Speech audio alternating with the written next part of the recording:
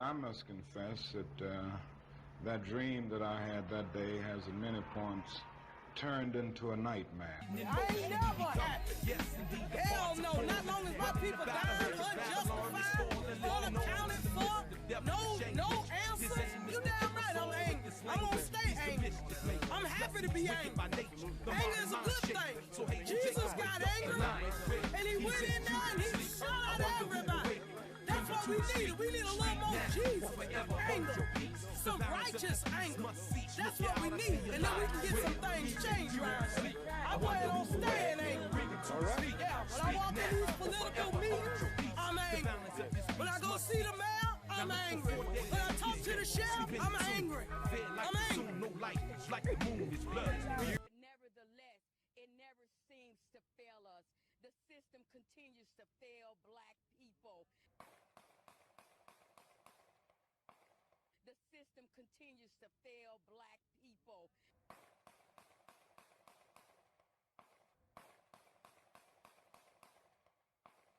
They don't talk about all our black children coming in there being killed, being shot, the violence. Martin Luther King talked about three things that affect in our community: racism, poverty, and violence. Until we get a stop on that, we're going to have these problems. But I'm asking each person to be conscientious of how you spend your dollars. Be conscientious of that. Amen. Take back your money. Amen. Your money will Tell make the them truth. respect you. Amen. Not your praying. All right. Watch out now. Not your marching. Preach. Although it has its place. Preach. I believe in activism. All right. But this country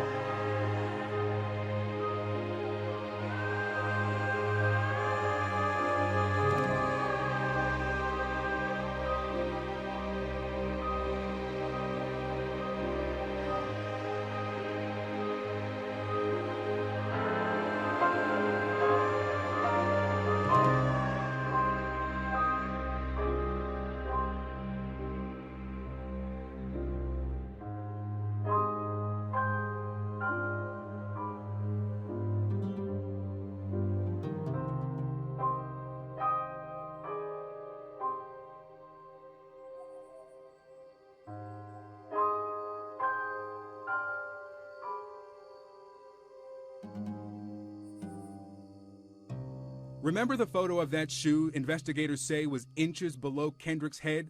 Look at it again. If he was inside the Mets, reaching for that shoe, inside this tube, reaching for the shoe, and the shoe is beneath him, why isn't that shoe covered with blood?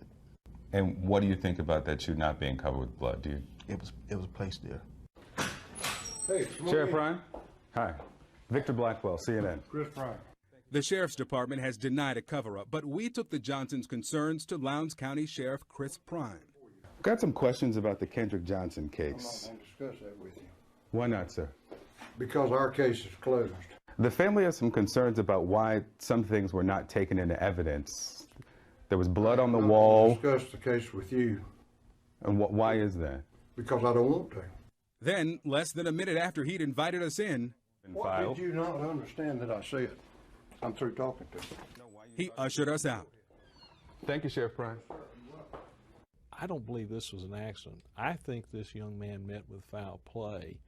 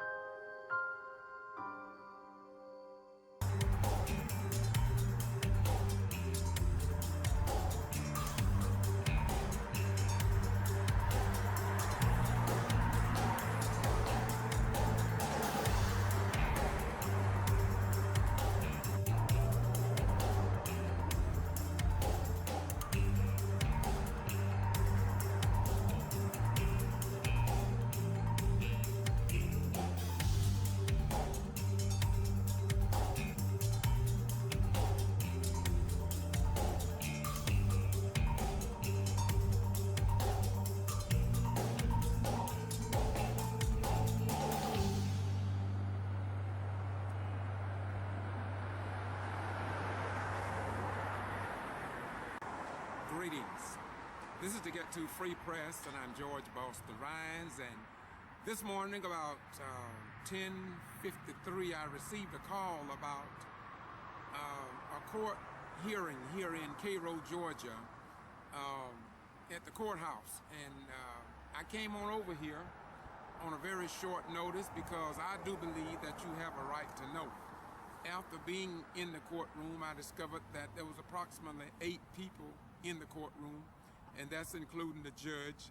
The only people in the audience was myself and what appeared to be the mother of Kendrick Johnson and a little boy. And I tell you once again, it was something to see. I'm going to appeal unto all the citizens of the state of Georgia that we tried to get our legislators to record all proceedings, including hearings, especially in high-profile court cases.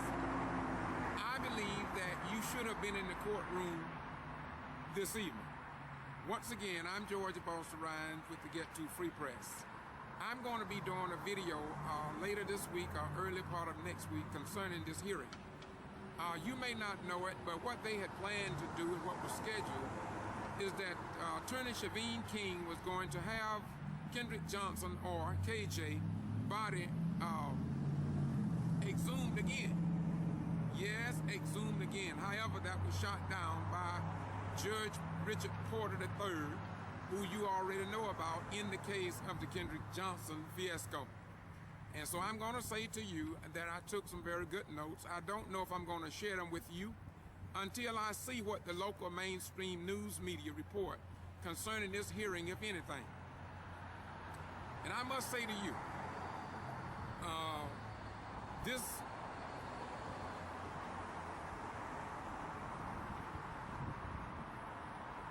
exhuming the body was going to take place tomorrow afternoon, I understand.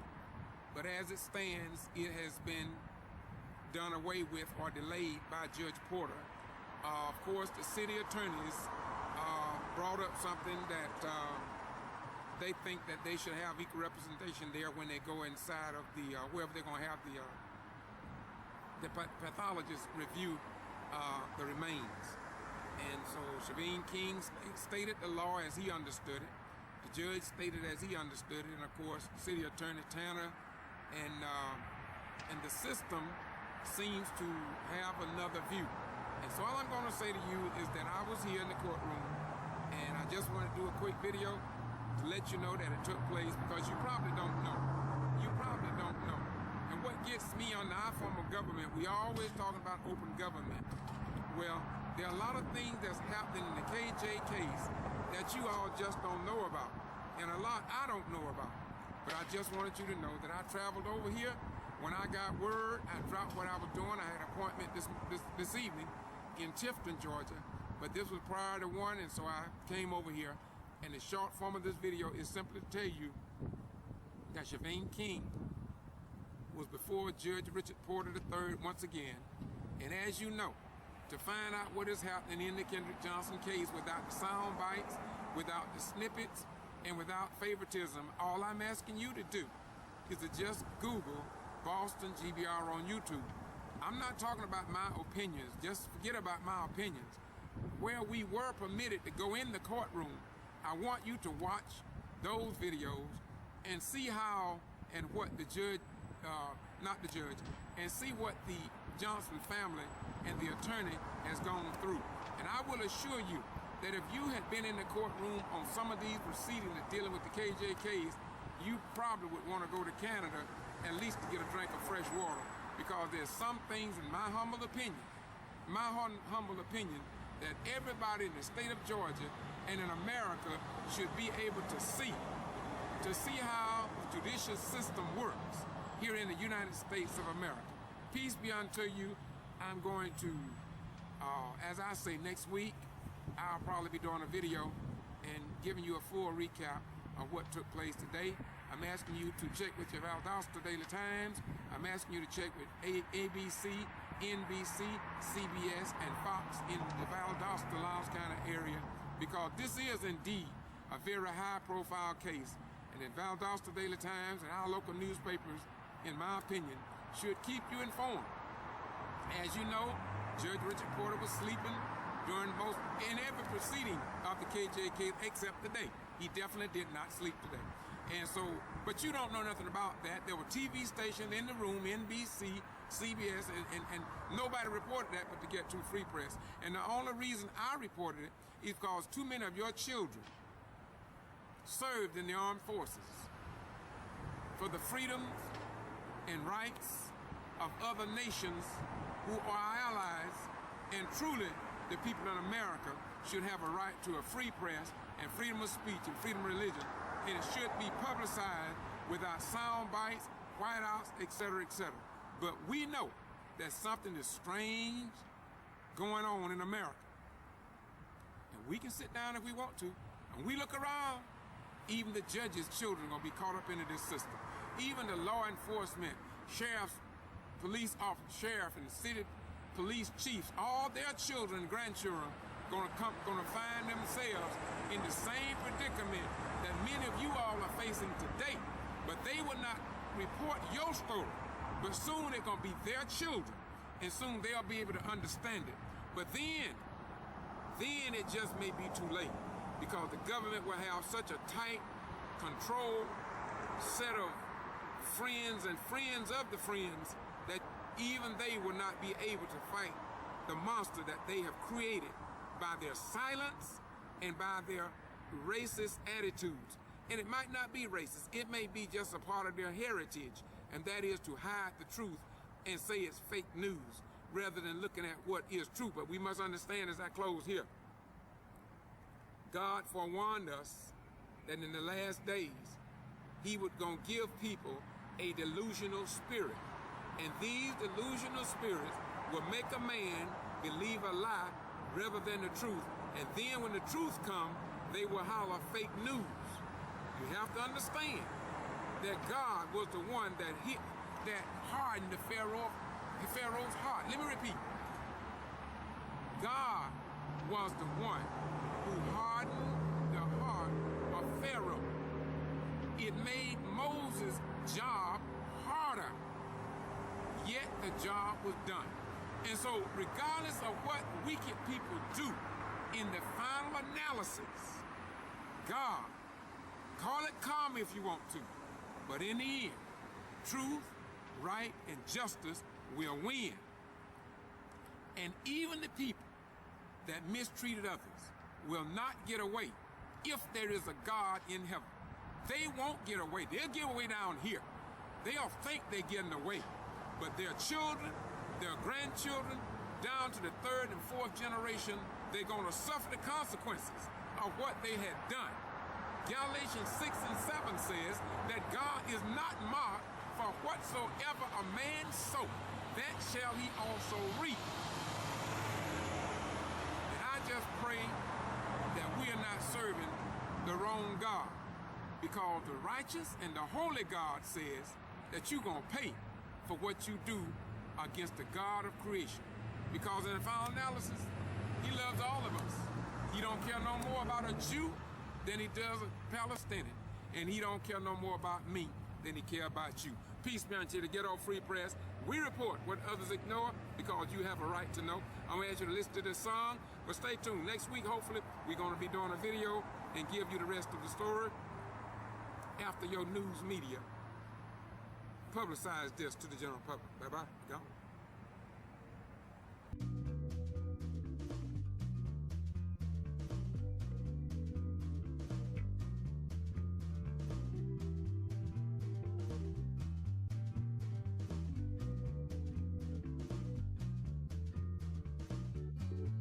I must confess that that dream that I had that day has at many points turned into a nightmare.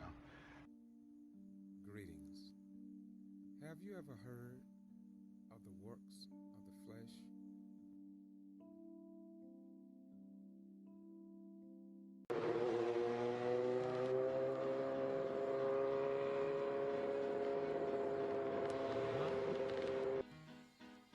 If I had 100 sheep and one of them got away, I would leave the 99 and go find that one. That's right. Look from the locks and jaws of Satan, I come creating, penetrating with force from the land of the lost. I'm coming like Muhammad got the devil on the run. Rising like the sun, keep your eyes on the one. Look on base, let it bring forth a reborn nation, up against the norm, creating a new formation. This foundation that I be standing on is firm. Look, y'all, we must learn, or as a people we gon' burn in the fire. Let's join hands with the Messiah, the Lamb be Elijah. For real, I ain't no liar. My deepest desire be to resurrect the carcass, breathe like venom, then squeeze out all the venom with momentum and skill. We'll kill Satan at will. You and I be connected, protected by Ezekiel's will. For real, I can sense a mental explosion on the move as God's chosen, proceeding in motion. Yes, indeed. Hell no, not long as my people dying unjustified, unaccounted for, no answers. You damn right I'm angry.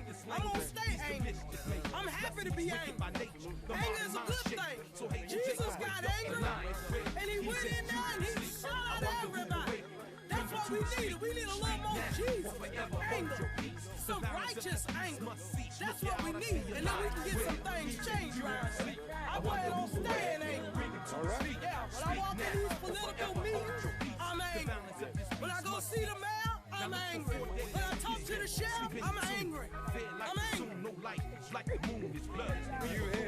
This is the ghetto free press. That's Denise Hunt. She doing what she do. Don't we need more sisters and brothers like that?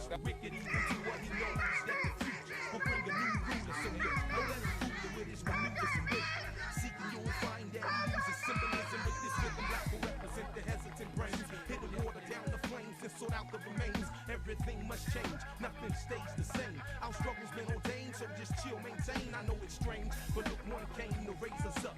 Farad has arrived, beware, don't self-destruct, keep the focus. The red dragon's coming with the locusts. Some don't notice, so they engage in shit that's bogus. I ain't never I'ma free you from your hell no, not long as my people dying unjustified, unaccounted for, no answers. You damn right I'm angry. I'm gonna stay angry. I'm happy to be angry. Anger is a good thing. Jesus got angry, and he went in there and he shot out everybody. That's what we need. We need a little more Jesus anger, some righteous anger. There's a line where he's in Judah, sleep. I wonder who will wake it. Bring him to his feet. Speak now or forever hold your peace. The balance of this beast must cease. Look out, I see a line where he's in Judah, sleep. I wonder who will wake him. Bring him to his feet. Speak now or forever hold your peace. The balance of this beast must cease. Now peep these bones as they lie, still drying the valley. Buried under rubbish, darkness covers the body. There's no consciousness, there's no breathing, no pulse. Walking dead in Israel, be that sheep that's lost. Guided by the false image, they don't know what sin is. In their forehead be a mark that reach crooked menace. It's continuous bleeding, therefore repentance is needed. Wickedness can be defeated when we submit it's deleted. This beast be heated, he knows the fire's kindling. The curtains in that land of Midian be trembling. I see a similar large number, many men coming from out the grave to never go back in again. Lazarus, come forth, remove that napkin, take it off. The force be with you, so lion, let him hear your voice. I can hear the roars coming from daily tribal wars. Flesh wounds and scars be like all over the stars in the river of blood. We be swimming in sin. I see the lesbian and the million feminine men. These days be numbered, the end is right in sight. Behold, he comes quick like a thief in the night. At the head of 10,000, he be moving to fight. Burning holes at his feet, look, observe the plight. In the bottomless pit, they be falling, still dying. Who can save the lion and bring him home to Zion? There's a lion where he's in Judah, sleep. I wonder who will wake him, bring him to his feet. Speak now or forever hold your peace. The balance of this beast must cease. Look out, I see a lion where he's in Judah, sleep. I wonder who will wake him, bring him to his feet. Speak now or forever hold your peace. The balance of this beast must cease. There's a lion where he's in Judah, sleep. I wonder who will wake him, bring him to his feet. Speak now or forever hold your peace. The balance of this beast must cease. There's a lion where I wonder who will wake him. Get up, lion. Did you think we was gonna stay down forever? A new day. 1909 Shepherd. Beware, Obama wake him. For 443 goddamn damnable years. The cop is just been laid strict. I see eagles gathered everywhere. I'm George Boss Ryan with the Get To Free Press, and as you know, the Honorable Judge Richard Porter III denied Attorney Shaveen King and the family the right to have their son's body exhumed for another autopsy on Friday, December the 29th, 2017. And as you will see in the next clip, we're going to go and take a look at the previous autopsies, and you come to your own conclusion. Kendrick Johnson death case is turning out to be a total disgrace to the state of Georgia, including the Southern Judicial Justice System, the Valdosta County Sheriff's Department, the FBI, and the Department of Justice. However, KJ family members say they will not be intimidated by anybody until justice is done in the death of their child that was found dead on January 11, 2013 at the Lowndes County High School. And we must understand that we must honor and respect this family. What they do is not only for their son, but for all the students that attend the schools in South Georgia. It's a newly released autopsy report may now give actually more questions than answers when it comes to the death of 17-year-old Lowndes County High School student Kendrick Johnson. Good evening. I'm Greg Angel. Thank you for joining us. Mika is off tonight. You likely remember this scene on January 11th of this year. 17-year-old Kendrick Johnson's body was found inside a rolled-up wrestling mat inside the gym here at Lowndes County High School. Well, subsequent investigation by the Lowndes County Sheriff's Office and the Georgia Bureau of Investigation ruled Johnson's death was an accident. Well, the investigators telling us that Johnson died as a result of positional asphyxia. However, CNN has obtained a newly released autopsy report done by a private pathologist hired by the Johnson family, which found that Johnson died as what's being called, quote, unexplained apparent non-accidental blunt force trauma, end quote. Now, this new report contradicts the initial findings by law enforcement. CNN is reporting that the report has now been passed on to the G.B.R, the U.S. Department of Justice, the U.S. Attorney's Office, and the Lowndes County Coroner's Office, all of whom are now reviewing the case. The Johnson family now expected to fully release the new autopsy report later this week. Now, here's a full timeline of the event so far. January 11th, students found Johnson's body in the gym at Lowndes High School. May 2nd, investigators say after analyzing DNA samples and interviewing more than 100 people, they found Johnson's death was an accident. June 14th, Johnson's body exhumed for the purpose of having a second autopsy, which was done the following day in Orlando. And September 3rd, that's today, preliminary autopsy reports from that second autopsy was released, contradicting the initial report from investigators. Now, following Johnson's death, the families held multiple rallies and demonstrations. It's even gained attention nationally, and from Reverend Al Sharpton, who's traveled to Valdosta for one of those rallies. Family is expected to again release that full autopsy report later this week. And for continuing in-depth coverage of the Kendrick Johnson case, check out the homepage of our website, WTXL.tv. Other news tonight. Continues to fail black people. The system continues to fail black people.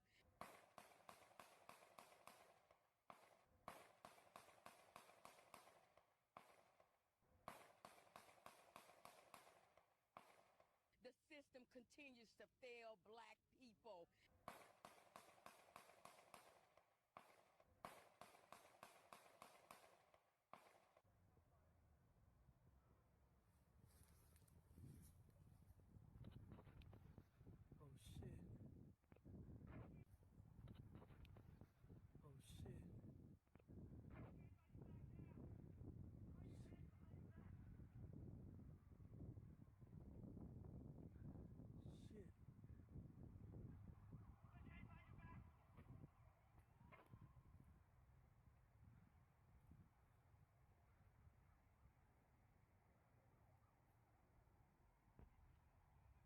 I ain't never happy. Hell no, not long as my people dying unjustified, unaccounted for, no answers. You damn right I'm angry. I'm gonna stay angry. I'm happy to be angry. Absolutely. Anger is a good thing. Yes, sir. That means Jesus got angry. That's right. And he went in there and he shot out everybody. That's right. That's what we needed. We need a little more Jesus. There you go. Anger. There you go. Some righteous anger. There you go. That's what we need. And then we can get some things changed around here. Right. I plan on staying angry. All right. Yeah, when I walk in these political meetings, I'm angry. Yes. When I go see the mayor, I'm angry. When I talk to the sheriff, I'm angry. I'm angry. Shit. You heard it. This is the ghetto free press. That's the knees hunch.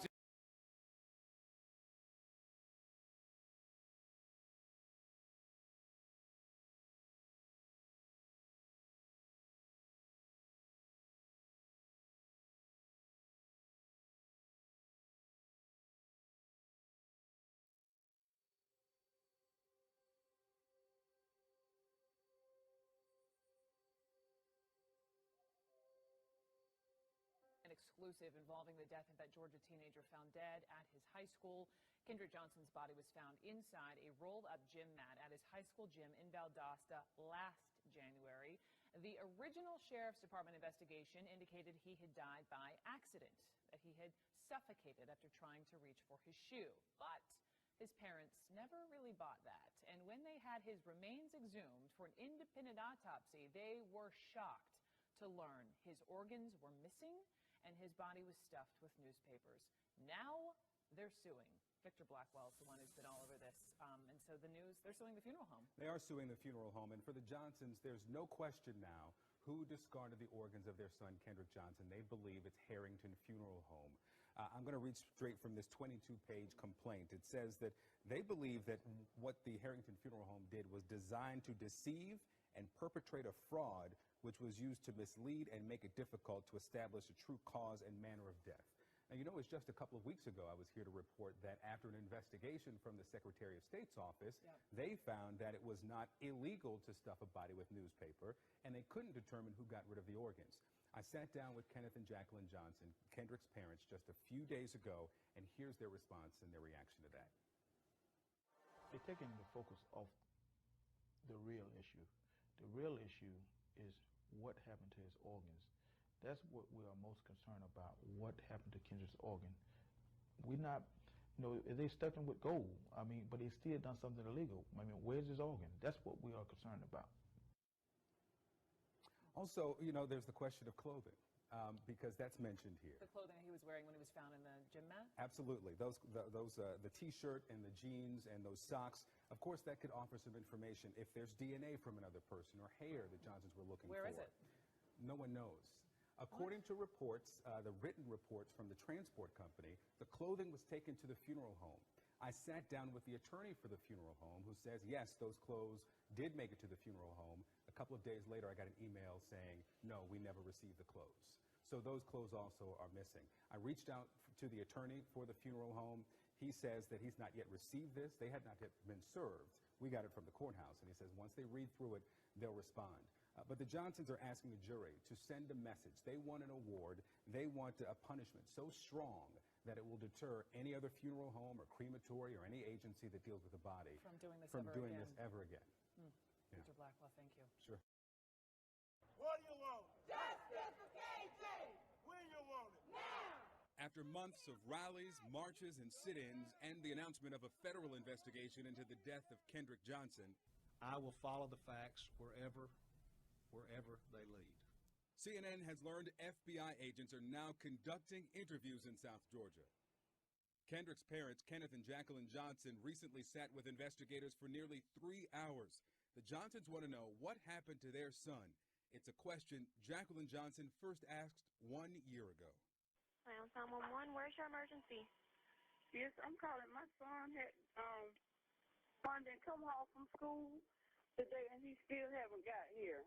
Okay, what's your son's name? Kendrick Johnson. That was January 10th, 2013. That afternoon, the 17-year-old ran into the old gym at Lowndes High School.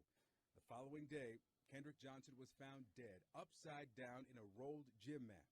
The Johnsons never believed he died accidentally after getting stuck while reaching for this shoe, as Lowndes County investigators determined.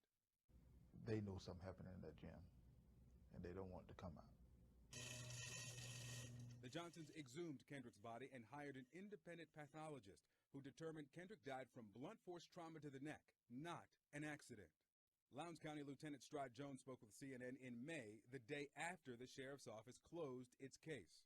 It was not a rash decision that was leapt to by any means. I mean, we've drawn this out, done a thorough investigation, and we think we've covered all bases. As the FBI conducts its interviews, CNN is taking an in-depth look at the accounts of the first interviews in the Kendrick Johnson case, conducted by the Lowndes County Sheriff's Office. We've interviewed slightly over 100 and something people during this investigation. That included students, teachers, some parents that had access during the time period of question there. We examined every incident report included in the 522-page investigative file. According to the file, Lowndes County investigators interviewed 111 people, including 7 school employees, 3 medical responders, and more than 90 students. It started on January 11th when Kendrick Johnson was found at Lowndes High School. The file reveals sheriff's investigators interviewed 18 people the day Kendrick Johnson was found. We took that information to HLN analyst, a former police officer, and member of the FBI response team, Mike Brooks. I want to interview someone that day, that night, or maybe the following day while things are still fresh in your mind. However, the documents reveal most interviews occurred months later. Here's the breakdown. Investigators interviewed 33 people in the month of January, just 4 in February, 1 in March, and 72 of the 111 interviews were conducted in April, 1 more in May. But months later, you start to leave out possibly some crucial pieces of information, because it's your mind. Sometimes you can recall things that you might not have recalled that particular day, but to a couple days, maybe even a week after it happened, I say week on the outside, but not months, Victor, not months.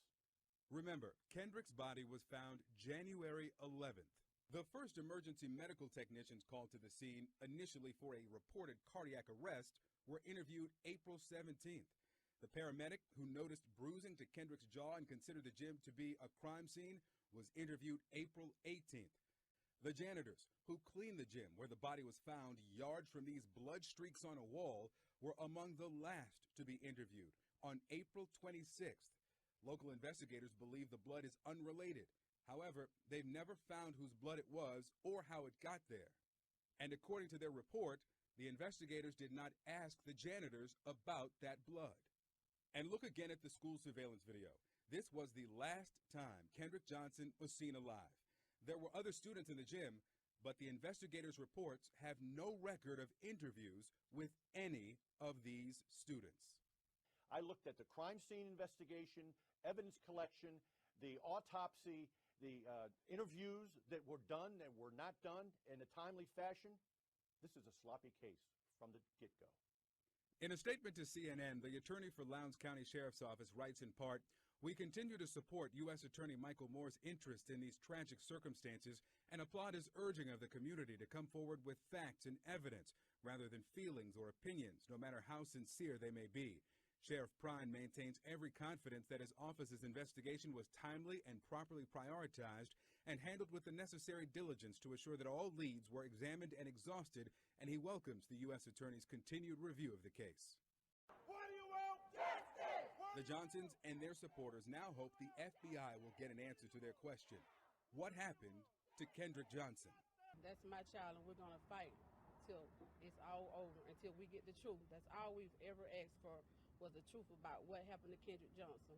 CNN has learned from a source with knowledge of the investigation surrounding the hard drives that the FBI agents will be at Lowndes High School likely today to seize the hard drives from the surveillance system at Lowndes High School, potentially to get the video from the day that Kendrick Johnson died and the following day when his body was found. Now, this is the result, we've also learned from this source, of a grand jury subpoena issued by U.S. Attorney Michael Moore in Georgia, who is investigating this case. And as you mentioned, this is to find out exactly how he died. There is the video that we received from the sheriff's office that left so many questions for the family, for the Johnsons. They want to know essentially, did all the video that was recorded at the school make it to the sheriff's office? The FBI now is going to take control of those hard drives to try to get an answer to that question. Well, I'm remembering from your previous reporting, and there were crucial pieces of the video that were just missing. So I'm wondering, will these hard drives, will they explain how this teenager died? Maybe is the answer. You mentioned video that's potentially missing, that hour in the gym where Kendrick Johnson's body was found. When we know there was activity, no recording there. It depends upon several variables here. One of the most important is the cycle at which this system is set to record over old information. Some are set at a week, 2 weeks, maybe 30 days. We know that the original hard drives were requested more than 45 days after Kendrick Johnson disappeared to be pulled from the system. So quite possibly that video from the original system has been already recorded over, Brooke. Yeah,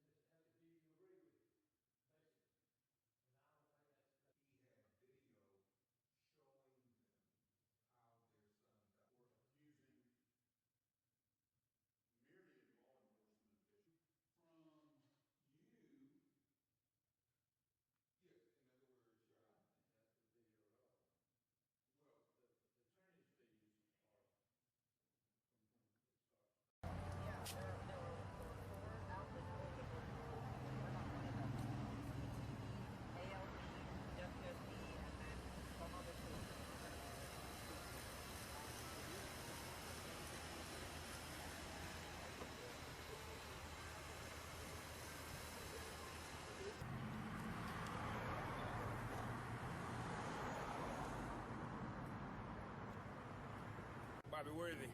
What organization? I'm Bobby Worthy. I'm National President for the Justice League United. I'm the Minister of Law and Justice for the New Black Panther Party, and I'm also a national board member for the National Black Man's Movement, chaired by Attorney Malik Zulu Shabazz. You also came from Waycross, Georgia, right? Yes, I did. What interest do you have in the Kendrick Johnson case and this lawsuit that been, finalizing the allegations against the family? Well, the thing is, I think I have interest against injustice, and I think it's all racially biased, racially motivated. I believe that it is strictly out of retaliation against the Kendrick Johnson family for standing up against injustice. Better yet, the assassination and murder of their son. Why would you use the word murder? I've seen that word murder being misused loosely in Lowndes County anyway. Have gotten people in trouble, such as the late Park host in the death of Willie James Williams in the Lowndes County Jail back in '98. So why do you use that word murder so loosely here today? Well, I like to use the word murder and assassination because that's what it was. It's proven that the coroner, the sheriff, even the sheriff himself lied and covered up all this. Lied, the coroner got on CNN and begged the CNN not to even to air his interview, and then later changed his story. A world now, when the family had the family body resumed, it proved that he was murdered. The sheriff violated protocol. In my opinion, the sheriff himself should have handcuffs on him. The coroners and even the G.B.R. The G.B.R. has never ruled in the favor of anyone in a wrongful death. All the way up to Macon with Renee McGee. The G.B.I. ain't nothing but another police agency. They're not gonna go against their own. You know what I'm saying? The Johnson family got to be the strongest family in this country. They will not stop and not charging for justice for their son that they know and all of them know was murdered. Now, what I witnessed in this courtroom today. Yeah, that was my main question. Yes, sir. What I witnessed in this courtroom was, first of all, a judge inattentive. Now, I'm gonna be honest. I think the judge was fair. I think he was adamant. But the judge was inattentive when he went to sleep not once, not twice, but 3 times and 1 time at the end. Is that why you tried to get my attention? I didn't have a camera because of the situation, well, I'll explain later. But you tried to get my attention to let me know that he was sleeping? Yes, I did.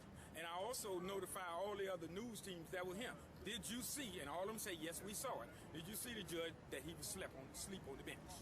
They say, yes, we did. Whether they're going to air that or not, but we know the Ghetto Free Press going to air it. Now, my opinion of what I'm going to call the Lowndes County 9 of racial injustice that proves that the racial injustice in this country is live and well. During the trial, I noticed all these attorneys seem to think the death of this 17-year-old man at the high school was a joke. They seem to think it was funny. They seem to be pointing and laughing at Attorney C.B. King.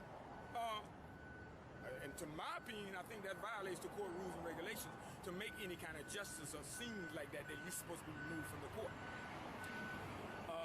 Again, like I said, these guys are the guys are seeking, and it's about the attorney fees, our enormous attorney fees, and I don't think the judge is fair by any time limits. You can't put time limit on documents that's 140 pages long.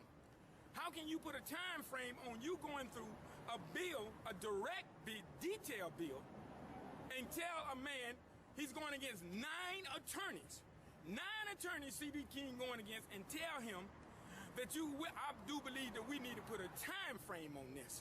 How can you put a time frame on this, and he's going against 9 people, and each of these people got 100 and something documents that he got to go through each one? Well, let me ask you a question. I watched attentively, and did it not seem as if though, I mean, in my opinion, did it seem like he was trying to rush C.B. King to move through it fast? It seemed like everybody wanted to rush through it. I was surprised that Attorney King had the tenacity to maintain, to try to keep speaking about the Kendrick Johnson family receiving a fair trial. Yes. Because it seemed like that's what he was focused on. Would you agree with me on that? Yes, I would. I would agree. The judge was trying to rush C.B. King, but I got to give honor and props out to C.B. King.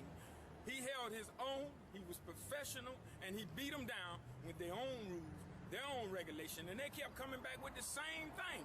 And he even broke down the law for the judge, and the judge basically admitted that he really didn't understand it, and so he's going to read it in more detail. He did a good job, an honorable job, not to just break down facing 9 oppositions, 9 racial injustice. And to me, that was a panel of racial injustice at its best. You got Lowndes County High School, the school board. Y'all have all these attorneys, and now the Johnsons voluntarily dismissed a lawsuit to be refiled. By the way, they didn't mention that. But voluntarily do it, and now you're coming after them with excessive attorney fees, phone calls, and then hold on this here. The newspaper from the Valdosta Times called the county attorney, and he bills the clients for that? That ain't unethical, it is illegal. I'm here to tell you it is illegal. And I know C.B. King got a job to do, so I'm gonna back off before I pull mine, but he needs to have some paperwork filed on him. Okay. What do you think about, was you amazed at the number of black lawyers in the courtroom today? I mean, when you think about it, all those attorneys, how many? There was 9 attorneys in there. They all were white? And they was all white. And basically, I can almost guarantee it was all racially motivated. And I don't care if you're an attorney. If you got an attorney, you got an ethical, you got a code of ethics. Even if attorney is he is an officer of the court, they live by a code of ethics. And if you're an attorney, 9 are white attorneys, and you don't support, and you know you covering up the death of a 17-year-old high school, then we ain't gonna never have justice in this country as black people until we start standing up to these folks. Now that courtroom today, every black man, woman in Lowndes County should have been up in this damn courtroom.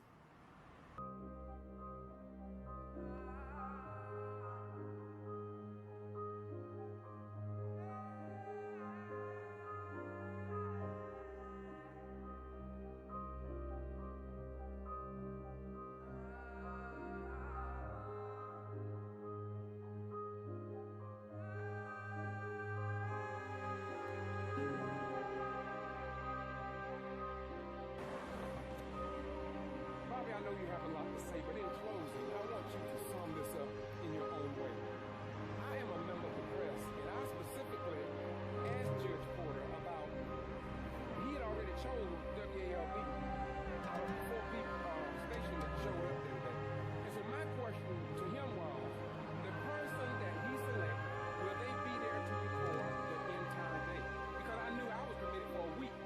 I would be there to record every bit of it, and I would forward it to all TV stations, including those that was not here.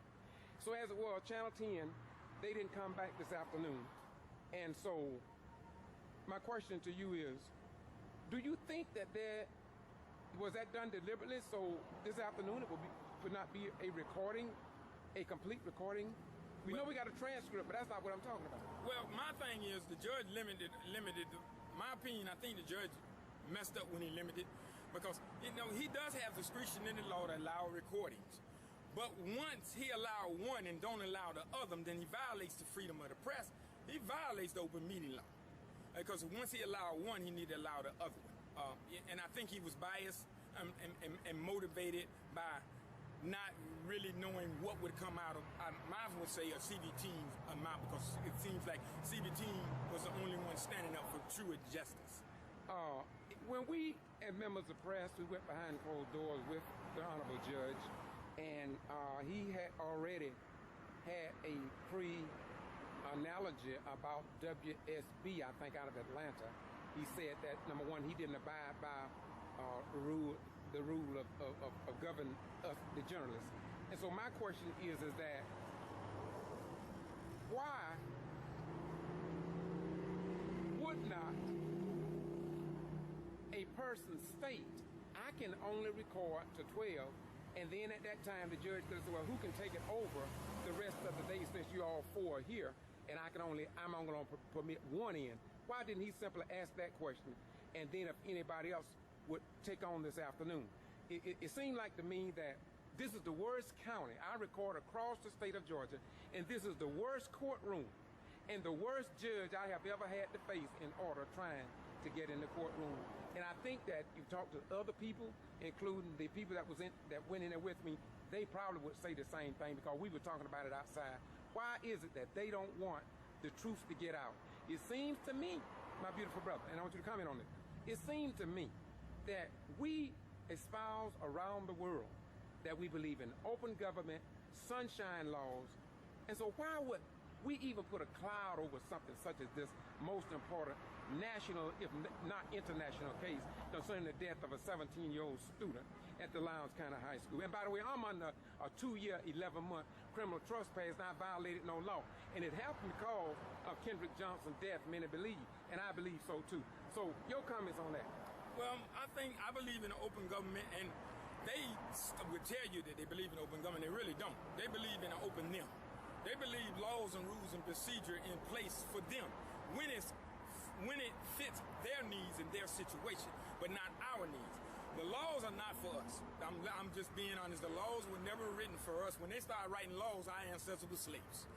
But what I believe in is that these people are trying to continuously cover up the Kendrick Johnson murder.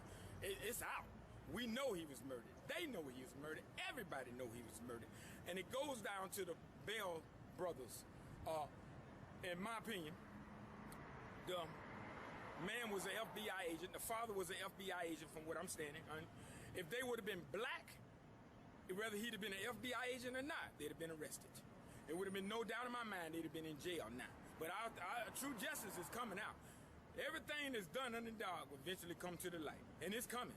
Like I said, the judge, when I walked back in there, first thing he noticed was no media in there, and he said, "Well, we ain't gonna have no media in there." That's the first thing come out of his mouth. Are you serious? He said, "Well, no media came back," and he said, "I told them that I would let one other come in if nobody will show up, another one come in. Nobody's here. Y'all would agree with no media?" And that's what he said. That's when I came outside looking for you. Well, I didn't know, because that was not clarified, because I would have told him before we left to go out. I told him this morning. Rather than any other TV station, I specifically said to him, I will record the duration of whether it took all next week. I would be here and record every bit of it, and of course I would send it to the other TV stations. I knew that, because most TV stations will only record 2 or 3 hours, like the case with the Corporate 10+2, a 19-day court case over there, high profile, dealing with voting rights, and not one TV station, no news people showed up for them 19 days. The Corporate Free Press, I think, showed up for 1 day. And after all those 119 violations were dropped against Corporate 10+2, there were no media was there to record anything. And when we stood in front of the Brooks County Courthouse and called all these local television stations, not a one of them showed up. And people take notice of that. Yes. People take notice of that. Well, go ahead. I sent the media blast out to everybody when I found out about this. All the news media, CNN, everybody, every local news station that I know, radio, Valdosta Daily Times, all of them, but Valdosta Daily Times was too. But how can you, this is what I understand about the media.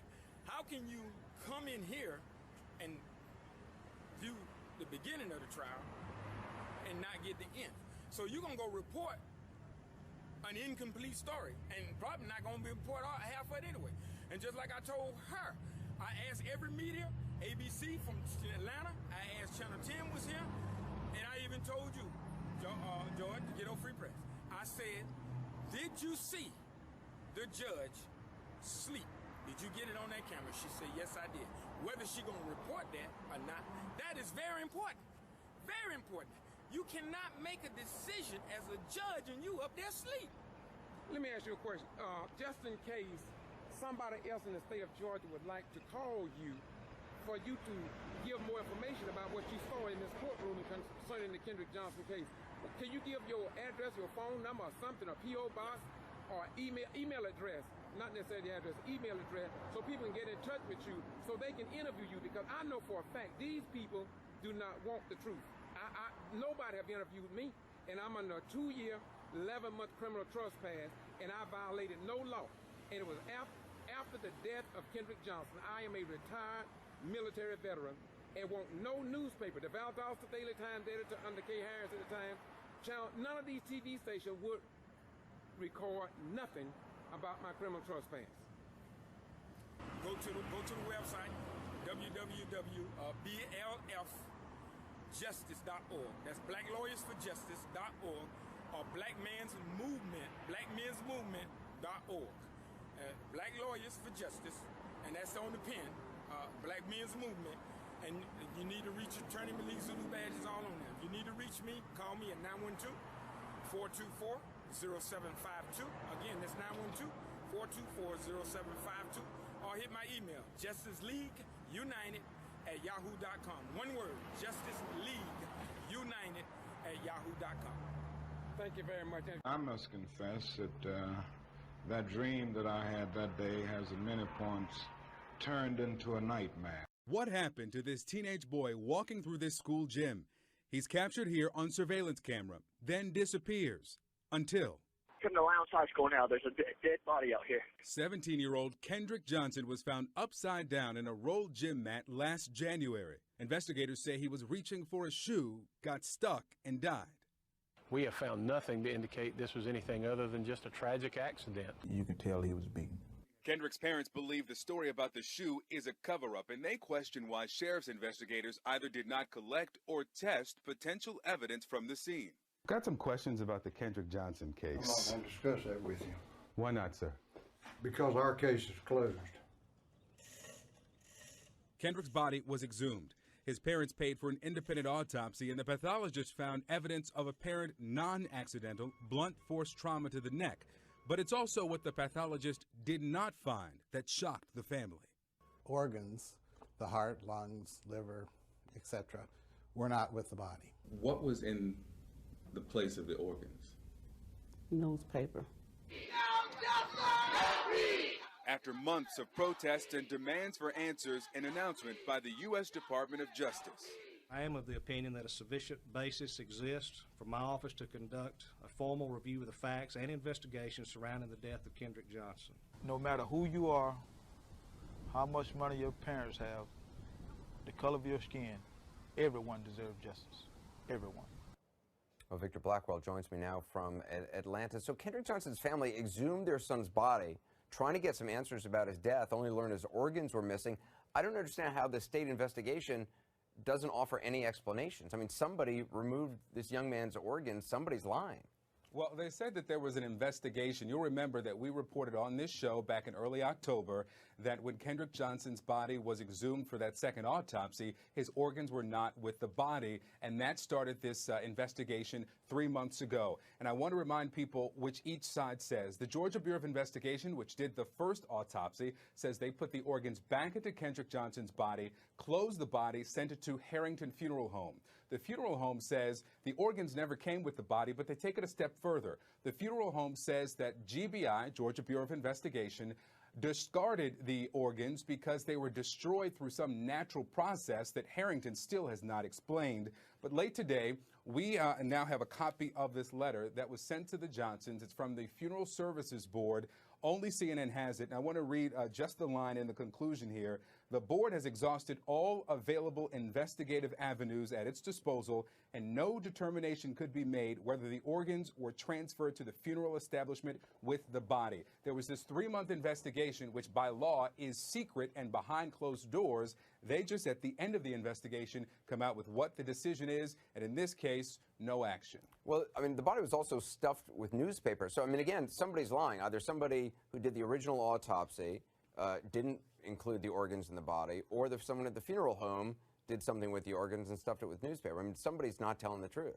Well, the funeral home here has never denied stuffing the body with newspaper, although we spoke with leaders of the industry at Mortuary Sciences, and they say either it's something they've never heard of or it's something that's not in line with standard practices. Now, the manager and the owner of Harrington Funeral Home, Antonio Harrington, would not speak with us on camera, But he allowed his attorney, Roy Copeland, to speak with us. And in the defense of the funeral home stuffing the cavity with newspaper, he cited a 25-year-old guide for embalming in which it suggests that when the organs are absent, you use sawdust or cotton. Now, that's a 25-year-old version. A more recent version got rid of sawdust. But here's my exchange in the months since this has come to light with that attorney, Roy Copeland. Watch. I'm told we don't have that exchange. So let me tell you what he said, though, because I have it here. Again, the book says either cotton or sawdust, and I highlight that newspaper is not one of them. He says it's absolutely not one of them, nor is it precluded as one type of foreign substance that may be introduced into a body for purposes of building up for display. Essentially, it doesn't say we can't use newspaper. And that's what the state says. It's not best practices, but it's not a violation. Again, with the newspaper, no action from the state. So again, at the end of this investigation, in addition to his family not knowing how he died or why he died, they just got to accept the fact that somebody took out his organs and did away with them, even though they maybe had some relevance to the cause of death, and they're not going to get any more answers on that. Well, you know, we spoke with several former members of the FBI and asked, well, is it possible that there could be a third autopsy? You've got the competing ones from the state and the independent pathologist. Would the FBI want their own? It was possible, but now without the lungs that would have actually showed some evidence of positional asphyxia, which was the diagnosis from the state, or the tissue from the jaw, which was the diagnosis of blunt force trauma to the neck from the independent pathologist, it's no point in exhuming his body for a second time for that third autopsy. They'll have to rely on the reports and the photographs and the slides from those two pathologists. All right, now to a case that has a lot of people asking questions. It's from Valdosta, Georgia. In January, 17-year-old Kendrick Johnson was found dead upside down in the center of a rolled cheerleading mat in his high school's gym. Investigators say he was reaching into the center of the mat for a shoe, got stuck, and died. They say he accidentally smothered to death. Well, his family thinks that story is a cover-up. The paramedics report says there were bruises on his face and that the gym was considered a crime scene. Kendrick's parents say he was beaten to death. Said there was no foul play.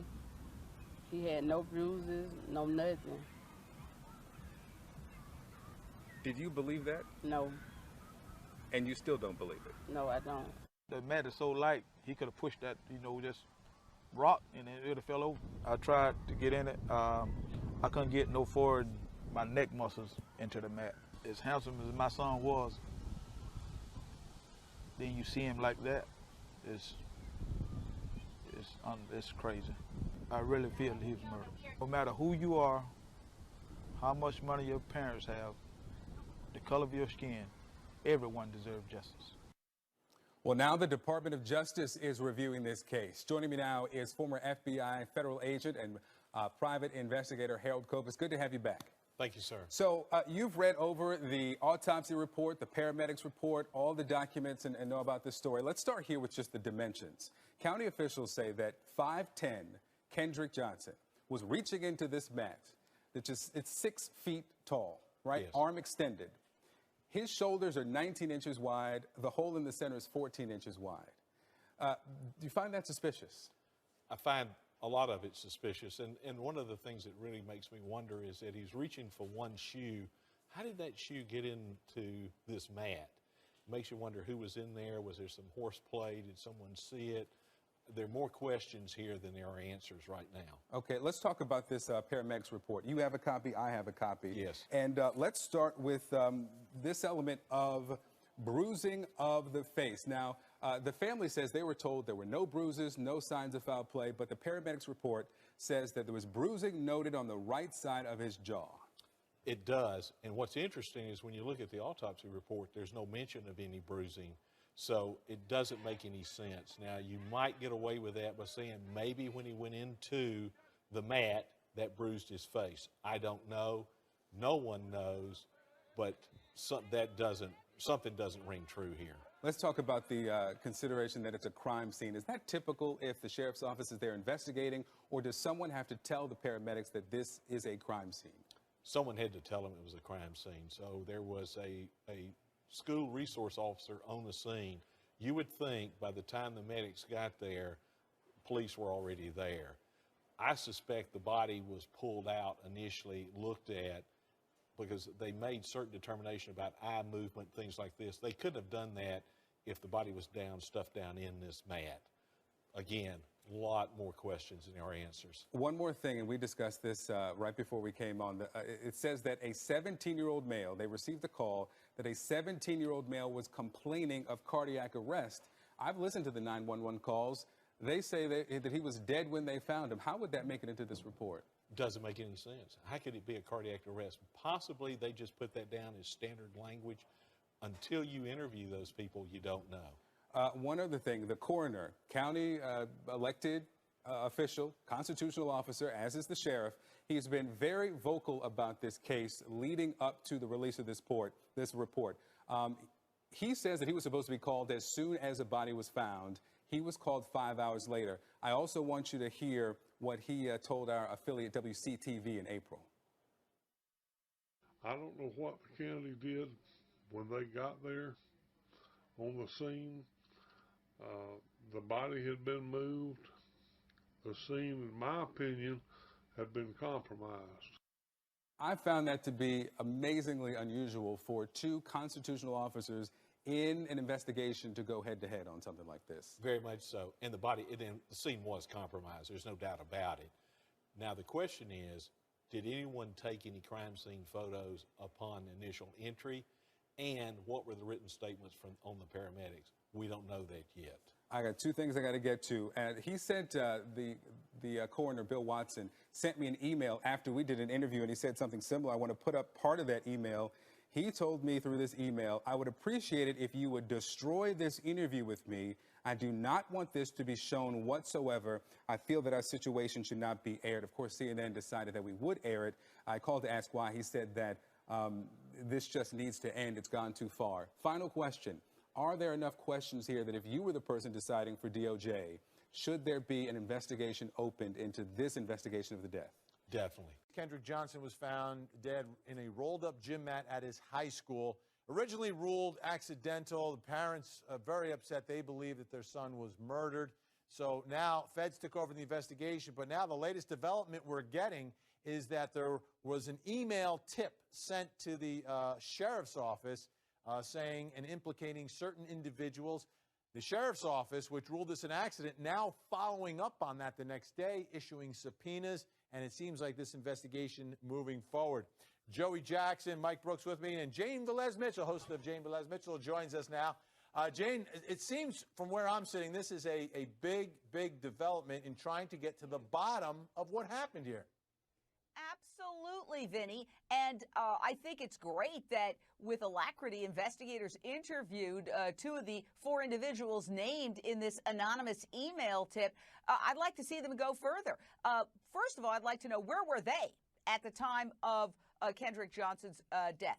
So that's number one. Also, if you're looking at the poor individual, the victim there in the rolled up gym mat, there's clothing, there's a lot of material around there. What about their DNA, their fingerprints? Is there any matchup between those two? So I think that there's a lot of work still to be done. I'm also curious. I heard the report that 100 people were interviewed in the wake of this, and I want to know, were those two individuals or the four individuals named in the anonymous tip amongst those 100 individuals originally interviewed? And of course, the biggest question, who sent the anonymous tip? Is this person possibly the one who's actually involved and wants to throw police off as we get closer to a possible resolution with the feds getting involved and a grand jury convening to hear this? Is this possibly an effort to send them in the wrong direction? So it really compounds the mystery, but there's a lot to work with here. Well, Jane, Victor Blackwell said that the four names have come up in the investigation before. So we don't know if they are possibly part of the 100 who were interviewed, and they are trying to find out the origin and who sent this. So, you know, they've interviewed two. They didn't interview the other two. Could this also be an investigative ploy? Could this be, talk to two of them, and maybe there might be some talk between the others? And I don't think that they're ignoring the other two totally. Tonight, Victor Blackwell has exclusive information, some disturbing new evidence, photos and videos that only raise more questions. And we do want to warn you, some of the video you're about to see is graphic, difficult to watch. Here's Victor's report. It's the only video shot inside the Lowndes High School gym the day 17-year-old Kendrick Johnson was found dead. And with his parents' approval, we're showing it for the first time. Lowndes County, Georgia investigators say Kendrick's death was a tragic accident, that he climbed onto these rolled gym mats to reach for this shoe at the center of one mat, slipped, got stuck upside down, and died. County officials say the blood in this photo spilled after Kendrick's heart had stopped pumping hours after he had died. But Kendrick's parents say the photo and the video show something else. There's enough evidence to show that Kendrick was murdered. CNN has exclusively obtained the 15-minute video and nearly 700 photos of the scene taken by Lowndes County investigators. And for the first time, Kendrick's parents, Kenneth and Jacqueline Johnson, are ready to look at them, including these pictures of orange and black gym shoes investigators found just yards from Kendrick's body. Did these shoes belong to Kendrick? No. When you look at these shoes that were at the scene, what stands out to you? The blood on the shoe.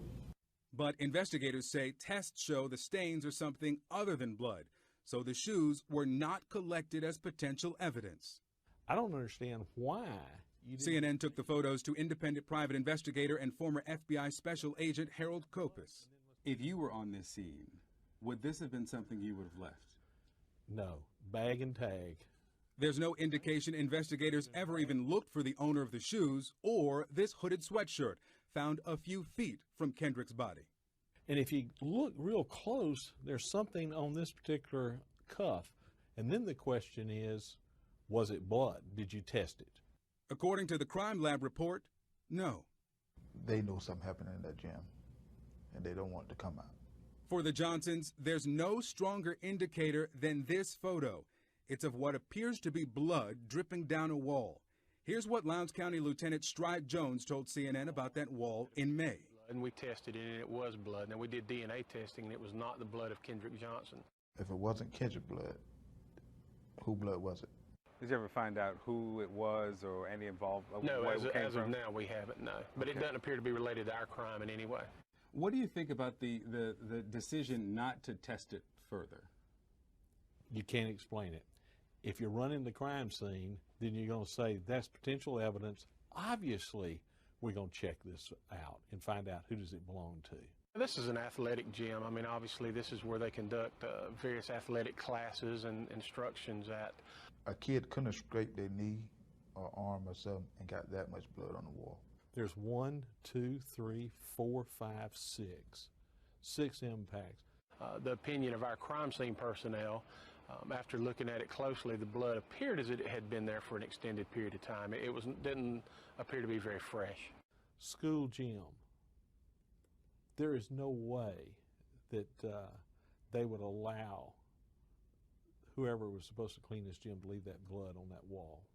And there's the question, why was there no blood where they expected to see lots of blood? Remember the photo of that shoe investigators say was inches below Kendrick's head? Look at it again.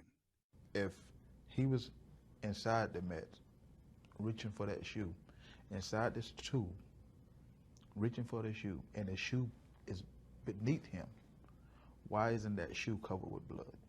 And what do you think about that shoe not being covered with blood? It was placed there. Hey, Sheriff Ryan. Hi. Victor Blackwell, CNN. Chris Prime.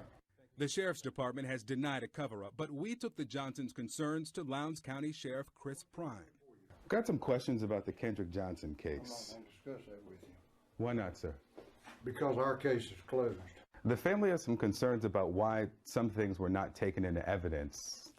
There was blood on the wall. I'm not going to discuss the case with you. And why is that? Because I don't want to. Then, less than a minute after he'd invited us in, what did you not understand that I said? I'm through talking to you. He ushered us out. Thank you, Sheriff Prime. I don't believe this was an accident. I think this young man met with foul play. The Justice Department is reviewing the pictures and the video to decide if it'll launch a federal investigation into Kendrick's death. But for Kendrick's father, the evidence is clear. Someone murdered him. They should be in jail. They are covering it up. They should be in jail. Victor Blackwell joins us now. So the former FBI agent says that the crime scene was contaminated. How so? Well, Harold Copa says that it's crime scene 101, that when you're on a scene investigating, you wear the shoe protectors. Those are the blue booties you see on the crime shows on television. Well, look at these pictures. You can see here that these investigators are not wearing the shoe protectors, and it's not so much to protect the scene, rather to protect your shoes, but it's to protect the scene from anything you could track in. And Copa says because they're not wearing those protectors, this scene was obviously contaminated. And clearly, you tried to talk to the sheriff there. They clearly didn't want to talk. Is there anyone tied to the investigation who is willing to talk? Well, we went to speak with the superintendent of Lowndes County Schools, Wes Taylor, and we asked him about the blood on the wall and how long it had been there. Also, I mean, if the theory is true that he slipped into these mats after climbing onto the bleacher to get the shoe, are the mats still there? His answer to most of our questions: we are cooperating with the Georgia Bureau of Investigations. He wouldn't go further than that. You would think someone who works at that school would either be able to say, oh, yeah, I remember when a student, bled all over the wall in 6 different places, or not. It'd be interesting to hear if they've been talked to. What about the Department of Justice? Where are they in the status of their investigation? The U.S. Attorney in Macon, who covers this district, his name is Michael Moore, and we've spoken with him several times, and each time he says that he is reviewing the information from the Lowndes County Sheriff's Office, and he is going to work to decide if he will open a criminal investigation. Now, just a few weeks ago, we heard from the Civil Rights Division. They've said that they will not open an investigation through their department, but it still could be opened as a criminal investigation. Michael Moore says he could come up with that decision in a week or in a month. He doesn't feel rushed. He wants to make sure that he gets it right. The case of Kendrick Johnson, the Georgia high schooler whose body was found upturned inside a rolled-up gym mat earlier this year, has taken a macabre and disturbing turn. After months of campaigning, his parents, unconvinced his death was an accident, won the right to have his body exhumed. A second autopsy has revealed missing organs and signs of foul play. A Lowndes high school student found Johnson's body upside down in the mat on January 11. The initial investigation concluded Johnson had probably fallen in while reaching for a sneaker, as some students stored gym shoes in the rolls. There, he became trapped and suffocated. Unsatisfied, Johnson's parents won permission to exhume his body. A June 15 autopsy turned up wads of crumpled newspaper stuffed inside the body's cavities. All the organs from the waist up were missing. The doctor also found evidence of blunt force trauma consistent with intentional injury on the right side of Johnson's neck and jaw. He concluded this caused the 17-year-old's death. Although not found to be Johnson's, flecks of blood found on the gym walls remain unidentified. The Georgia Bureau of Investigation, which conducted the first autopsy, said Johnson's organs were replaced before the body was released to the Harrington Funeral Home in Valdosta.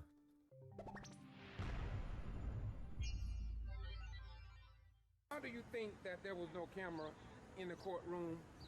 It seems to me that it should have been clarified this morning that if one reporter was not going to be there, they should have specified, or the judge should have said, who or asked who was going to record this afternoon. Because I told him early this morning that I would record the whole week and make sure everybody get a copy of it.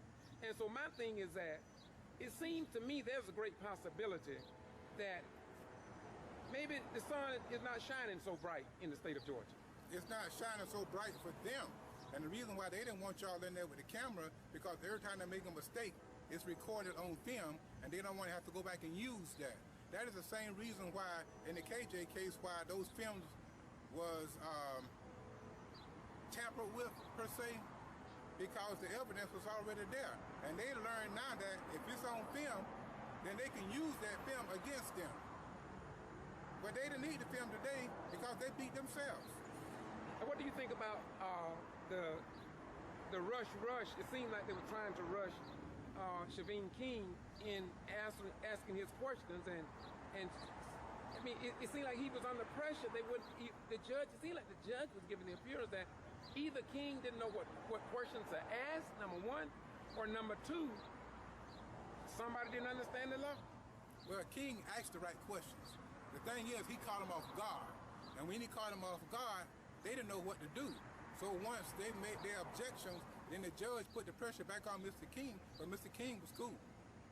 They tried to rush him to make him make mistakes, but he didn't make any mistakes. They made the mistakes. Let me ask you another question. Don't you think that it may be a good idea that there would be cameras in all courtrooms in the state of Georgia so the American people and the people of Georgia could actually see how these judges and juries and how the citizens in Georgia are being treated and what they call a fair trial? Don't you think we need, by law, all court cases, especially high-profile court cases, should have cameras wherein the people can see these, if necessary, live, so we will have more confidence in our government, especially from the black experience, because it seems like many blacks are losing respect and confidence in their government even after they come back from the wars of this nation, like you yourself.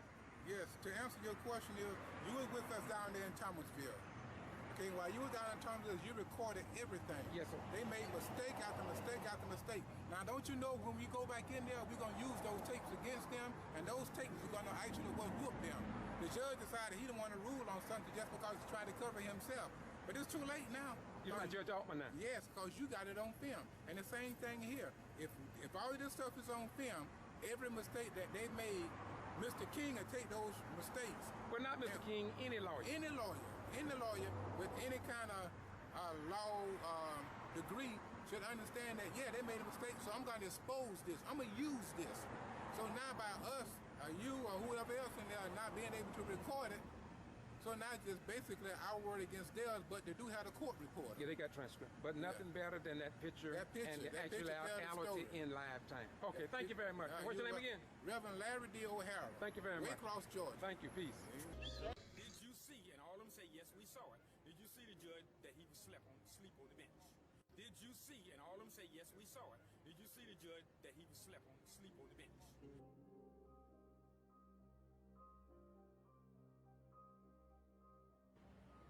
Greetings. State your name, please. Bobby Worthy. What organization? I'm Bobby Worthy. I'm national president for the Justice League United. I'm the Minister of Law and Justice for the New Black Panther Party, and I'm also a national board member for the National Black Man's Movement, chaired by Attorney Malik Zulu Shabazz. You also came from Waycross, Georgia, right? Yes, I did. What interest do you have in the Kendrick Johnson case, this lawsuit with the, finalizing the allegations against the family? Well, the thing is, I have interest against injustice, and I think it's all racially biased, racially motivated. I actually believe that it is strictly out of retaliation against the Kendrick Johnson family for standing up against injustice, better yet, the assassination and murder of their son. But the judge was inattentive when he went to sleep not once, not twice, but 3 times and one time at the end. And I also notify all the other news teams that were him. Did you see, and all of them say, yes, we saw it. Did you see the judge that he was sleep on the bench? They say, yes, we did. Whether they're going to air that or not, well, we know the ghetto free press going to air. Johnson family got to be the strongest family in this country. What's your name? My name is Reverend Larry D. O'Hara. What's your position or what title you carry? I'm the, I carry many titles, but as far as the NAACP, I'm the assistant president of the Waycross branch. Are you a minister of the gospel? Yes, I am. All right, what do you think about what happened today? Even the judge sitting up there asleep from time to time. You saw him sleep too? Yes, and when he wake up, then somebody holler an objection, and he don't know what the objection is. So then he turns around and asks, after the guy called the objection, you speak his piece, then he turn around and asks Mr. King, and Mr. King just blurted out. He just go ahead on and beat every avenue that they came across today, they got whooped today. What's your name? My name is Reverend Jeffrey Benoit. I'm the president of the Clayton Hilly chapter of the National Action Network and a candidate for the 2016 State Representative, District 76, which covers the Conley, Fairview, Stockbridge, Forest Park, Rex and Morrow, and Rex, Georgia. Because you call it National Action Network. Who's the founder of that organization? The founder is Reverend Al Sharpton, who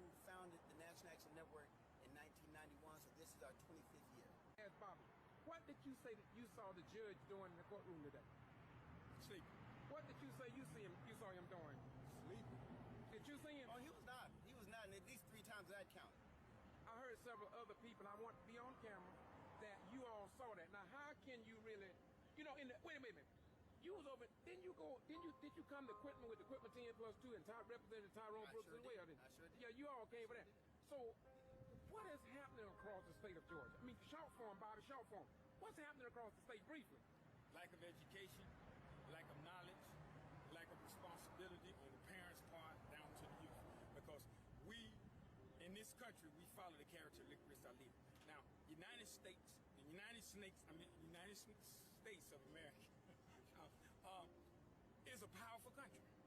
We are a powerful country. Our leaders may be a bunch of racists, a bunch of liars, but they ain't no cowards. And just as in the church, if your pastors, leaders of your churches, and this man, leaders of their churches, then they standing up. So the flock behind them got to be many. You know what I'm saying? So the thing is, if the leaders of your organization and church meetings are cowards, we gonna follow the characteristics of our leaders. So if your leaders over you are cowards, then the flock that follow them gonna be coward as well. And I also notify all the other news teams that were here. Did you see? And all of them say, yes, we saw it. Did you see the judge that he was sleep on the bench? They say, yes, we did. Whether they gonna air that or not, but we know the ghetto free press gonna air.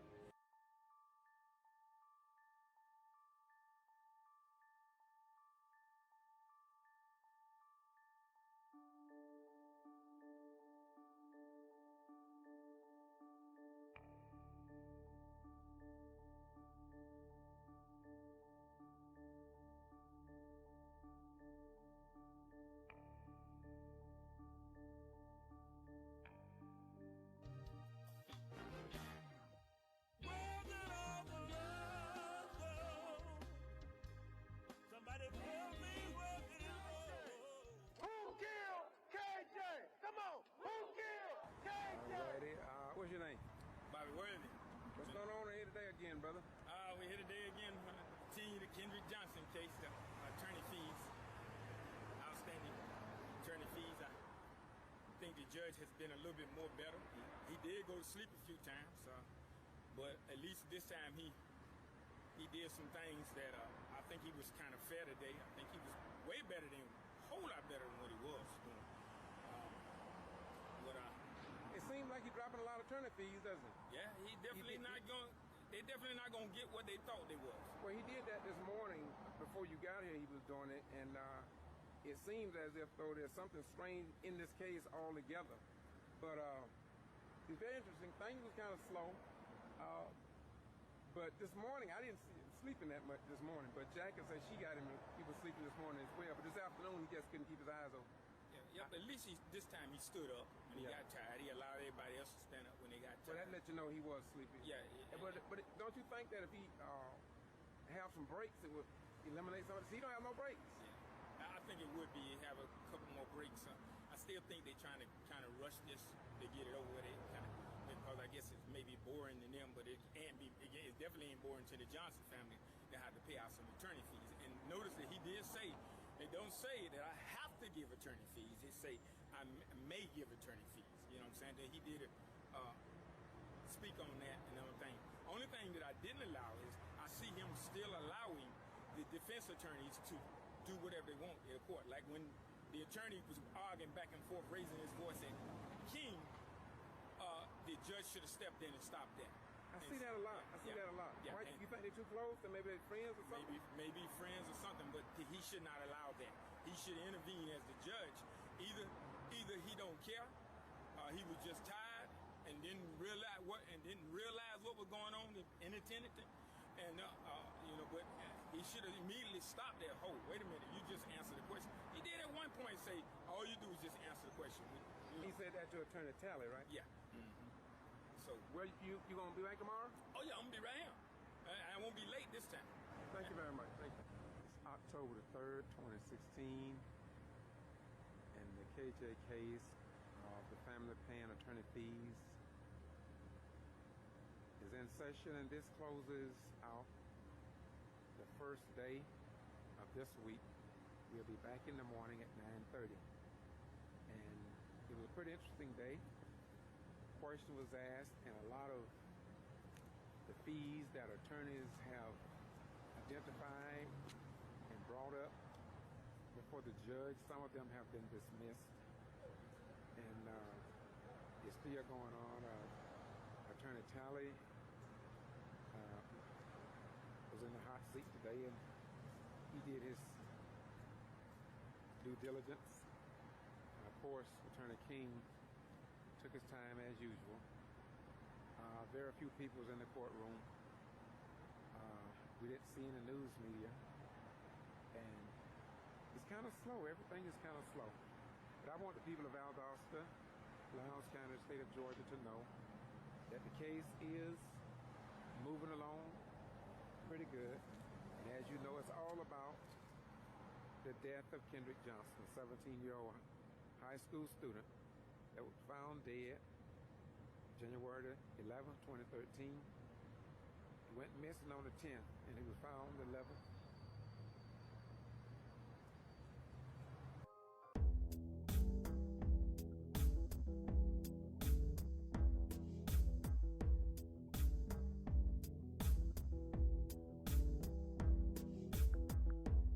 I must confess that that dream that I had that day has at many points turned into a nightmare. Day makes 11 months, and my son was found at Lowndes High School, rolled up in a mat. I was at that school the day they found my son. They treated us like nobody from day one. They're still treating us like nobody. But we declare that we're here to stay. We ain't going nowhere. They want us to leave, and when we leave, it's going to be when they give us justice for my son. Amen. We want to thank everyone for coming out, supporting our gentlemen. But I want to know, they are known to use us and tear down our character. But Kendrick, that they can't do. Amen. Kendrick was at school where he was supposed to be. Amen. And out of 3,000 students, plus teachers, plus a school with resource officers at the school. Yes. How in the world can a student go missing during school and be murdered at school? As you all know, his organs was missing. But let me tell you a little bit about that. From the top of his head to his pelvis was missing. Yeah, the brain, his windpipe, his tongue,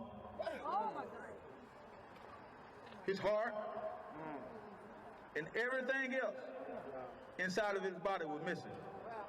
My Lord. So I want the justice system to tell me, how is it that all of that is going on with his body, someone is not charged with something? Amen. It can't be. My God. Cannot be. You mean to tell me, from the time he was seen, last seen on that surveillance camera, within 15 or 20 minutes, he gonna cut off all of his fingernails till they start to bleed. He gonna scroll his photos around the gym. He gonna throw the shoe over inside the mat and say, I think I'll go over there and get it now. So how does one shoe inside the mat and the other one's away from the mat? And then he gets inside the mat, gets stuck, and then I guess the pair of shoes that he had on his feet, he kicks them off. Makes no sense. How can that be? It's a lie. It's a lie. And other than that, the clothes that he had, what he dressed out in, how's the data missing? From the clothes he had on, from when they took him to make him to the crime lab, how come that they are missing? So out of all this stuff that's going on, why isn't someone arrested for something? Amen. How long? So is it the whole system in together? Cause it ain't no way in the world that y'all don't see something. Thank you. KJ! Who killed KJ? Come on! Who killed KJ? Who killed KJ? Thank you. KJ! All right.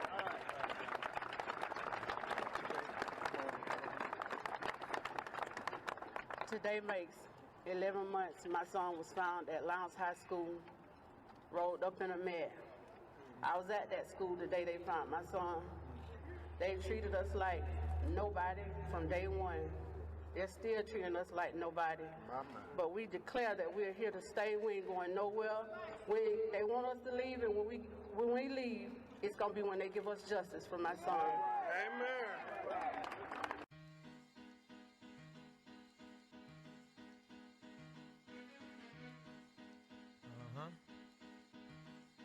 Yo, if I had 100 sheep and one of them got away, I would leave the 99 and go find that one. That's right. Look from the locks and jaws of Satan, I come creating, penetrating with force from the land of the lost and coming. Like Muhammad got the devil on the run, rising like the sun. Keep your eyes on the one, look on base. Let it bring forth a reborn nation, up against the norm, creating a new formation. This foundation that I be standing on is firm. Look, y'all, we must learn. Oh, as a people, we gon' burn in the fire. Let's join hands with the Messiah, the Lamb be Elijah. For real, I ain't no liar. My deepest desire be to resurrect the carcass. Breathe like venom, then squeeze out all the venom with momentum and skill. We'll kill Satan at will.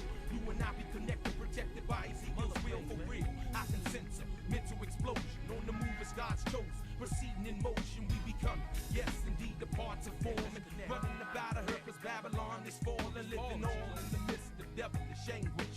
His aim is to kill us all with this language. He's the mischief maker, plus he's wicked by nature, the modern mind shaper. So hey, will Jacob wake up the lion? Where he's in Judah, sleep. I wonder who will wake him, bring him to his feet.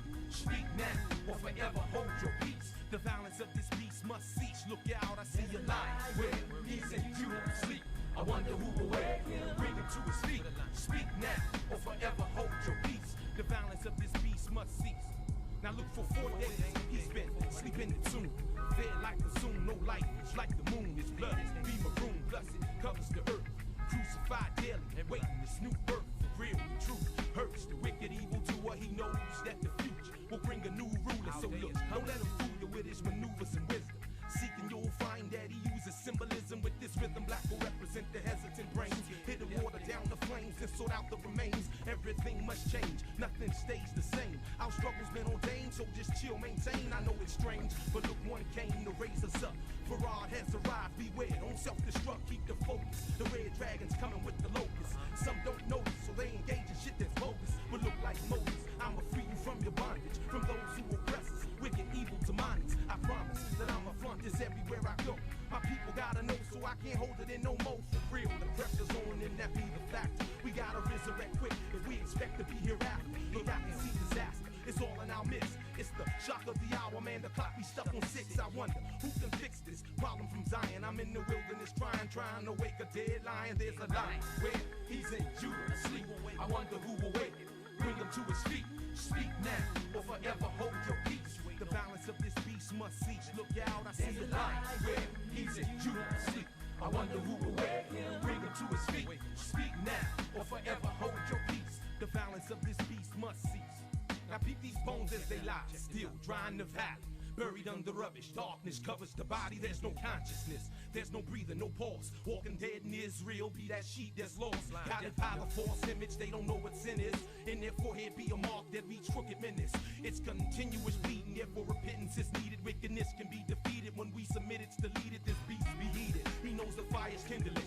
The curtains in that land of Midian be trembling. I see a similar, large number, many men coming from out the grave to never go back in again. Lazarus, come forth, remove that napkin, take it off. The force be with you, so lion, let him hear your voice. I can hear the roars coming from daily tribal wars. Flesh wounds and scars be like all over the stars in the river of blood. In this case, he was okay, he was arrested and beaten, and he's dead. Who was Willie James Williams? That's a question that provokes heated discussion among many of the people of his hometown of Valdosta. Valdosta is the county seat for Lowndes County. The reason that such a simple question fails to elicit a simple answer, death, Willie James Williams has become a symbol, and as is often the case with symbols, this one-time, middle-aged African-American man now represents different things to different people. For some, he is a martyr, a victim of official misconduct and police brutality, a symbol of blatant racism and a treacherous criminal justice system. Others see only a criminal who got what he deserved, a ne'er-do-well, a disposable member of society. Well, the town has never really left the 60s. Valdosta has never left from where it was segregated. Valdosta have always been a black and white town. For self-preservation, if you are African American, if you want to be successful in Valdosta, you must conform to the local establishment. Meaning this: first, you must keep quiet. You must do anything that's divisive. You must play along. You mustn't say anything that's out of character. You must not complain about those who are in power, such as Sheriff Paulk, Miller, McLean, or Langdale.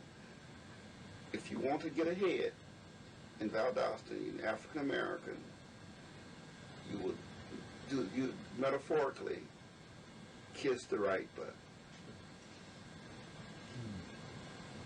and not complain. And stay on your knees and pray. It hasn't really been any change. You do what you do over there and don't bother nobody or don't make no fuss, and it's all right. And we won't do anything. I must confess that that dream that I had that day has at many points turned into a nightmare. Greetings. Have you ever heard of the works of the flesh? Explain something to you. George Boston Ryan. He is the only reporter that I have met that prints nothing but 100% of the truth. The whole story, not the hidden story.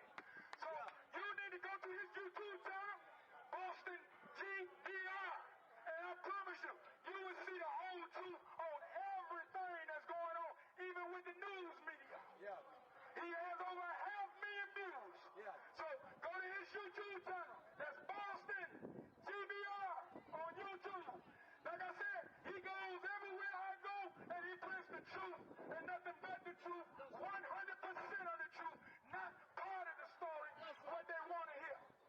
It sticks to the righteous and seek to destroy the righteous at all costs.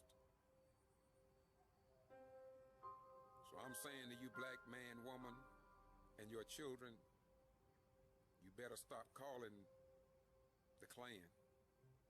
You better start calling your neighbors, your family members, to stop this foolishness. Why would you keep calling the police and law enforcement when you already know that they hate you and they are working to destroy you? When will you stop calling the wicked on the just? Sooner or later, black man, black woman, and your children, you will be forced to wake up and understand what is before you today. Go back, look at the COINTELPRO, go back and look at the black codes, go back and look at the Jim Crow law, go back and look at Rosewood, go back and look at the week of terror in Brooks and Lowndes County, Georgia. Go back and look at what they did to every black leader that stood up as God put it within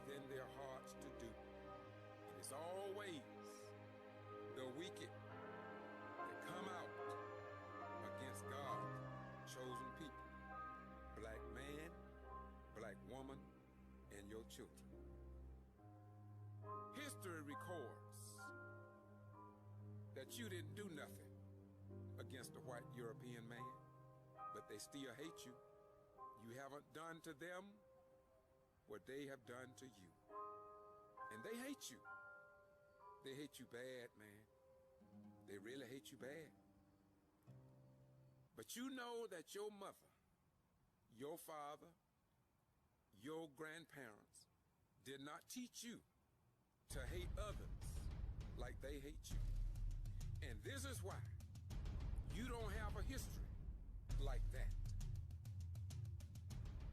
Not because your mother, your father, your grandparent was good, but because God set you aside to be the salt of the earth.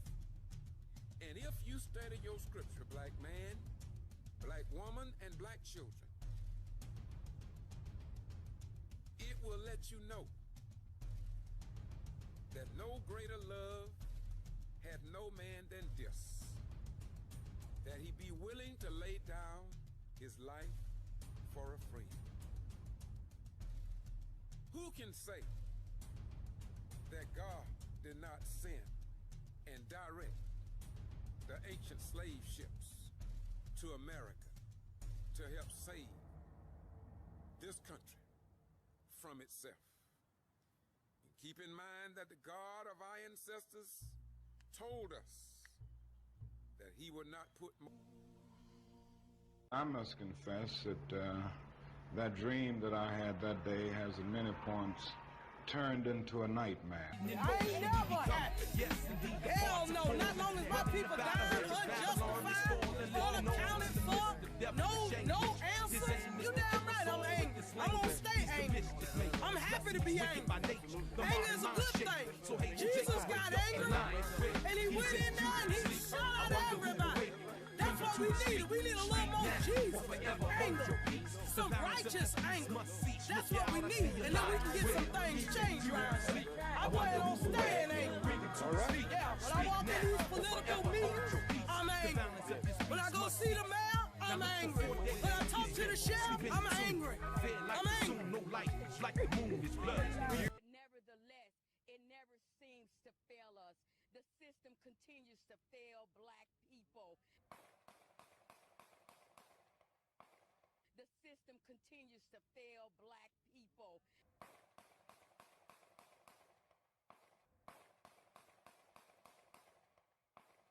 They don't talk about all our black children coming in there being killed, being shot, the violence. Martin Luther King talked about three things that are affecting our community: racism, poverty, and violence. Until we get a question, stop on that, we're going to have these problems. But I'm asking each person to be conscientious of how you spend your dollars.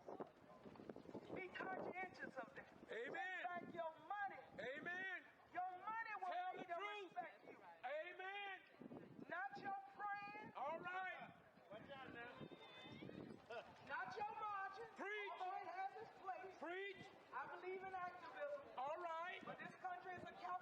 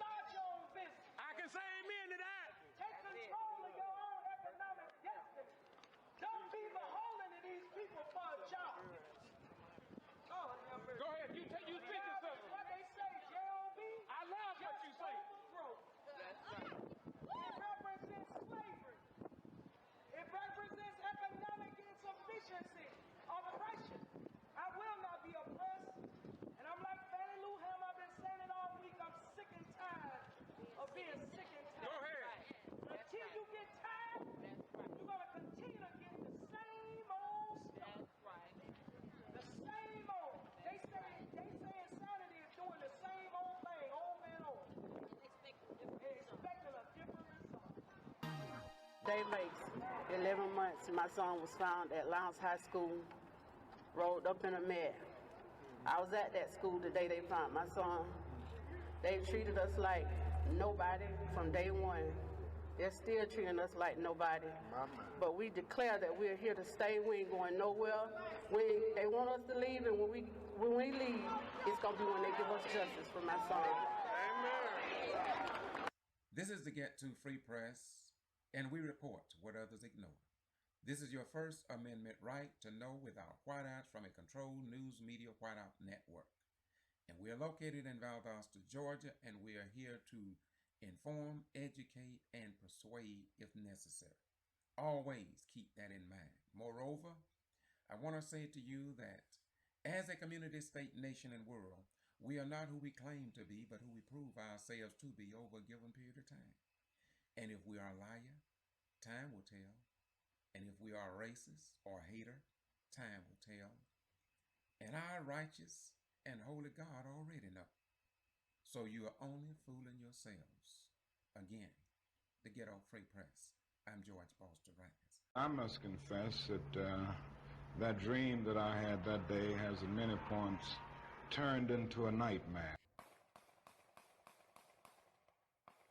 The system continues to fail black people.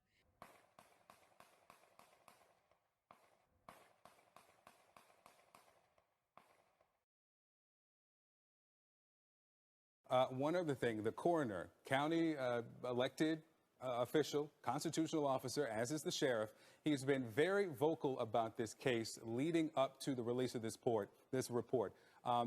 He says that he was supposed to be called as soon as a body was found. He was called 5 hours later. I also want you to hear what he told our affiliate WCTV in April. I don't know what the county did when they got there on the scene. The body had been moved. The scene, in my opinion, had been compromised.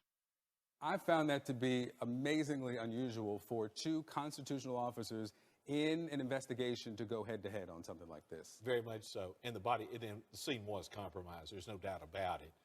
Now, the question is, did anyone take any crime scene photos upon initial entry? And what were the written statements on the paramedics? We don't know that yet. I got two things I got to get to. He sent, the coroner, Bill Watson, sent me an email after we did an interview, and he said something similar. I want to put up part of that email.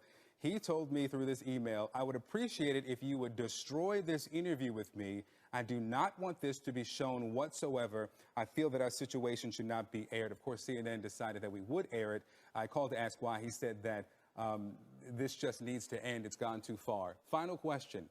Are there enough questions here that if you were the person deciding for DOJ, should there be an investigation opened into this investigation of the death? Definitely. What do you want? Justice for KJ! When you want it? Now! After months of rallies, marches, and sit-ins, and the announcement of a federal investigation into the death of Kendrick Johnson, I will follow the facts wherever they lead. CNN has learned FBI agents are now conducting interviews in South Georgia. Kendrick's parents, Kenneth and Jacqueline Johnson, recently sat with investigators for nearly 3 hours. The Johnsons want to know what happened to their son. It's a question Jacqueline Johnson first asked 1 year ago. 911, where's your emergency?